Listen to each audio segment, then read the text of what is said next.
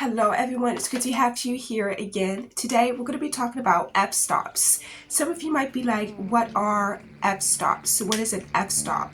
And I am here today to teach you what an f-stop is, so stay tuned. An f-stop controls the size of aperture, the opening that allows light to pass through the lens and sensor.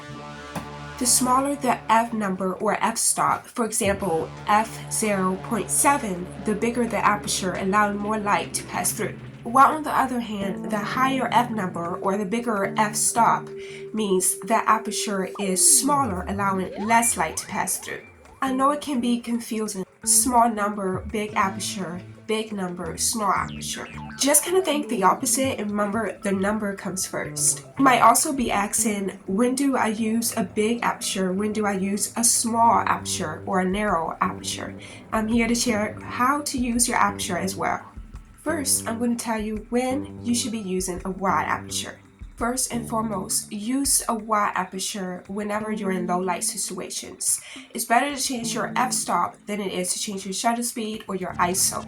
If you have to balance out the f-stop you have chosen by changing the settings with the ISO and the shutter speed, go ahead and do that. But remember, it would not be as much big a difference if you just change the ISO or the shutter speed.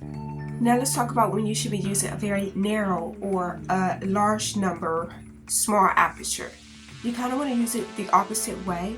So you want to use an f-stop like f10, f16 whenever you're like in a very bright situation, because it can darken, allow less light to come in when you change the f-stop to a higher number. And you also want to use it if you want a deep depth of field, which is covering the whole scene like what I have in the back of me right now. You want to see everything. You want the most clear, sharpest photo throughout the whole image. So that is two of the ways you can be using a larger f number, smaller aperture. Remember, even sometimes I get tripped up, but I'm kind of used to it now. But sometimes, like if I'm talking fast, like right now, I'll be like, wait. But just remember, always remember, a small f-stop means a wide opening and a big f-stop means a narrow opening. Thank you so much, you guys. I hope you learned something. I hope I was able to teach you and help you. Please subscribe to the channel. Give this video a thumbs up. Share it with your friends, your family, people who are interested in photography, people who are aspiring photographers, videographers, cinematographers, whatever. Thank you so much, you guys. Bye.